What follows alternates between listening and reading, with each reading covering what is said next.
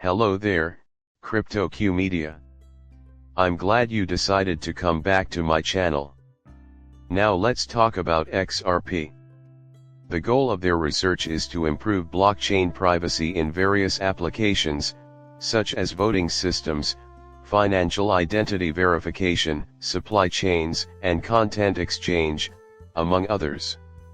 New Ripple articles and zero-knowledge proofs are also released by XRP.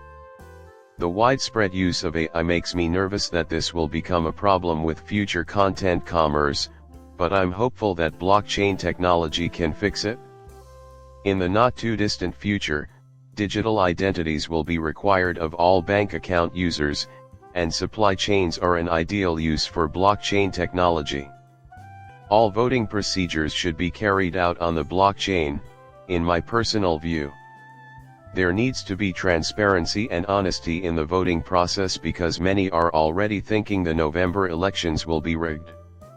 In the second stage of the Palau National Government Payment Service, a partnership between the Palau National Government and the Ripple Central Bank's Digital Currencies and Central Bank Engagements team explored the potential integration of a tokenized US dollar into Palau's infrastructure using Ripple's blockchain technology.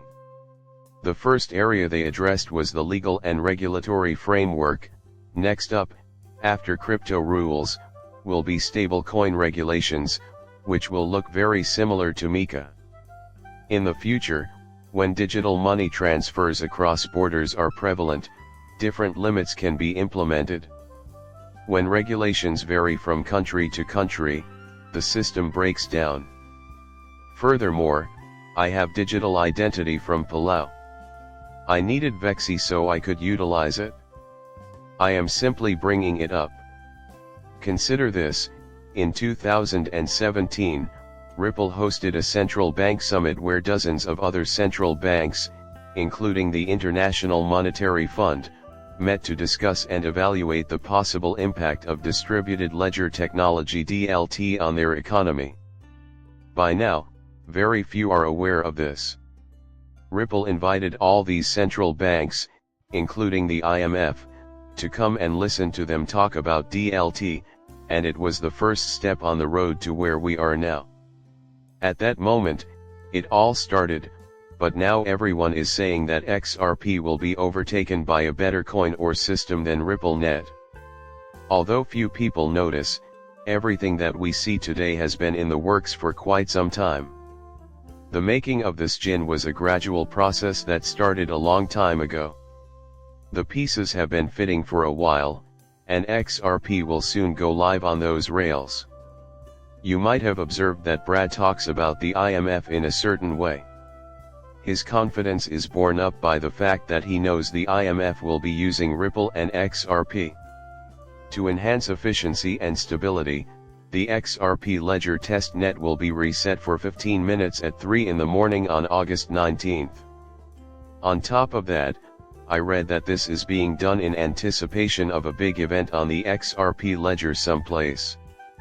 There is no way you could ever comprehend this. As a preliminary step before restoring service, it appears that they are simply performing a standard reset. Ensuring the stability and safety of everything is their sole priority. Breaking: South Korea has the world's largest XRP volume, second only to the SEC versus Ripple case. Finally, compared to the United States, Korea appears to be a much bigger XRP lover, and their acquisitions are happening at a faster rate. Nevertheless, other countries might comprehend and value that. Crypto holds a special place in their hearts.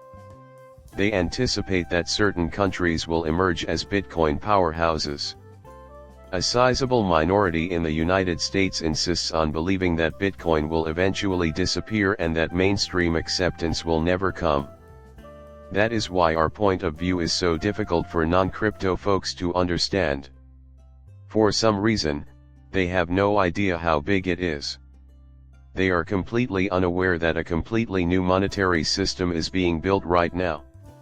Victims will receive disgorgement and restitution payments of $12.7 billion, as reported by the CFTC, in response to the fraudulent actions of FTX and Alameda. This enormous compensation, the biggest ever obtained by the CFTC, will primarily help the victims of this swindle. Uncertain to me is the extent to which that money will reinvest in cryptocurrency. Although I anticipate that some cryptocurrency investors would sell all of their holdings, I also anticipate that a significant amount of their cash will reinvest in the market. What comes next can be observed at this point. The Democratic wing of the cryptocurrency industry is reportedly determined to stop Donald Trump from taking the crypto vote this November, according to new claims from Eleanor Tourette. In order to counter Trump's appeal to the industrialist class, they have set up the Crypto for Harris's campaign. In my opinion, nobody will believe this. You can't suddenly change your mind and support cryptocurrency after previously opposing it. During her tenure as VP, she oversaw the SEC's efforts to discredit cryptocurrency while simultaneously stifling innovation. Harris does not have what I would call a promising future in the cryptocurrency industry.